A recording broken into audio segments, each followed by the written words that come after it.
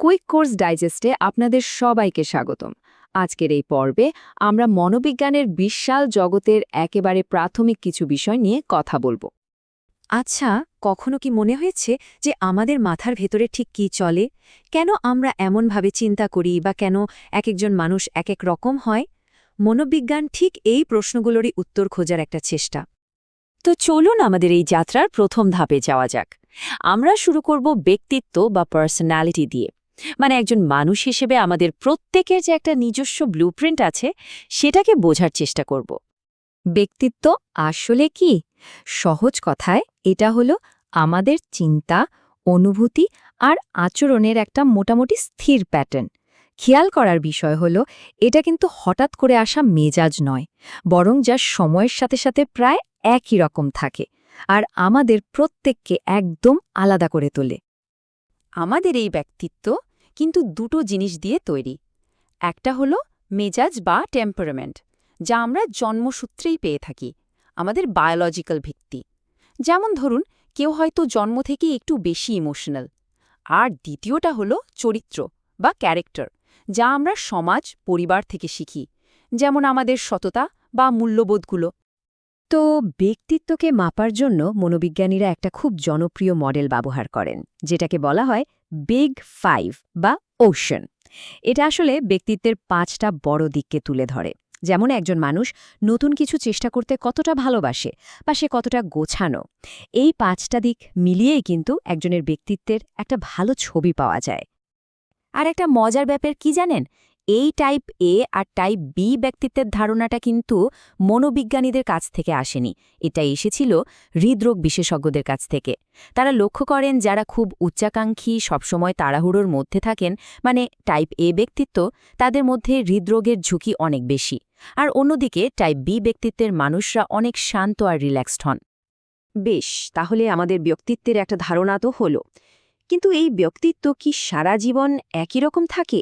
চলুন এবার দেখি আমাদের জীবন জুড়ে এই ব্যক্তিত্ব আর আত্মপরিচয় কিভাবে ধীরে ধীরে বিকশিত হয়। আমাদের জীবনটা আসলে একটা ধারাবাহিক পরিবর্তনের প্রক্রিয়া। একেবারেই শৈশবে যখন আমরা বিশ্বাস করতে শিখি, তারপর কৈশোরে নিজের পরিচয় খুঁজি, আর সব শেষে বার্ধক্যে এসে যখন আমরা প্রজ্ঞা অর্জন করি, পুরো জীবনটাই আসলে একটা বিকাশের জার্নি। এবার একটা কঠিন পরিস্থিতির কথা ভাবা যাক। একজনের জীবনসঙ্গী গুরুতর অসুস্থ, আর যে ওষুধটা তাকে বাঁচাতে পারে সেটার দাম অনেক বেশি। এখন প্রশ্ন হলো, ওষুধটা কি চুরি করা ঠিক হবে? দেখুন, এর কিন্তু কোনো সহজ উত্তর নেই। আর এই দ্বিধাই আমাদের নৈতিকতার গভীরে নিয়ে যায়।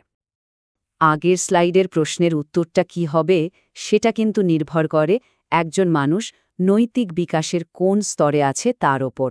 যেমন একদম প্রথম স্তরে একজন শুধু ভাববে আমি কি ধরা পড়ব, পরের স্তরে সে ভাববে আইন কি বলে, আর সর্বোচ্চ স্তরে পৌঁছে একজন মানুষ আইনের ঊর্ধ্বে গিয়ে ভাববে সত্যিকারের ন্যায় বিচার কোনটা। আমাদের এই আলোচনা সবসময় সরল পথে এগোয় না, ঠিক আমাদের মনের মতোই। তো এবার আমরা একটু দেখব, যখন মনের ভেতরে কিছু গড়বড় হয়, অর্থাৎ মানসিক সংকট বা বিভিন্ন ব্যাধির প্রকৃতি কেমন হতে পারে। একটা খুব গুরুত্বপূর্ণ বিষয় পরিষ্কার করা দরকার। কোনো আচরণ সমাজের 10 জনের মতো না হলেই কিন্তু সেটা মানসিক ব্যাধি নয়। সেটাকে বড়জোর সামাজিক অসামঞ্জস্যতা বলা যেতে পারে। কিন্তু যখন কোনো আচরণ কারণ নিজের বা অন্যের জীবনকে মারাত্মকভাবে ক্ষতিগ্রস্ত করে, দৈনন্দিন কাজকর্মে বাধা দেয়, তখন সেটাকে একটা ব্যাধির লক্ষণ হিসেবে দেখা হয়।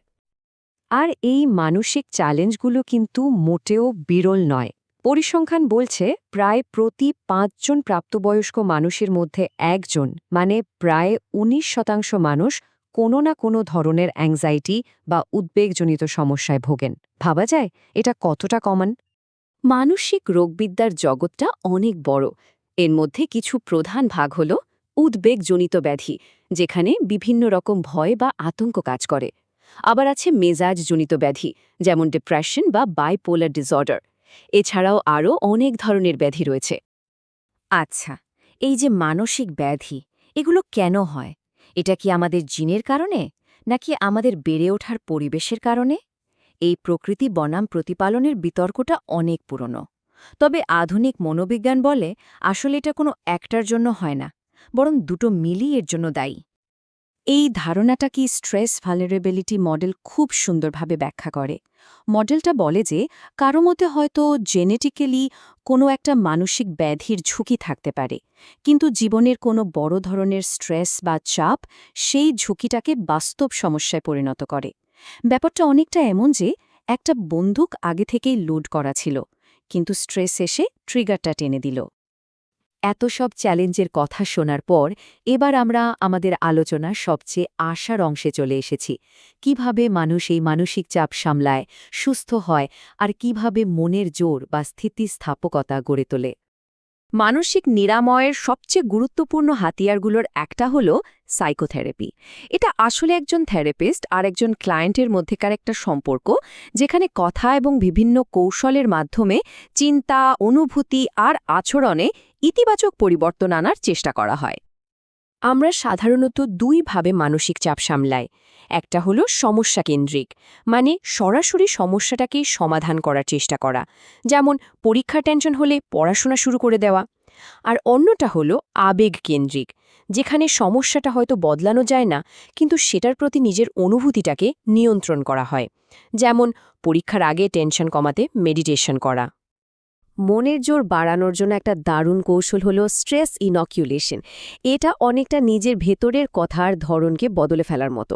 প্রথমে নিজের নেতিবাচক চিন্তাগুলোকে চিহ্নিত করা, যেমন আমি এটা পারবো না।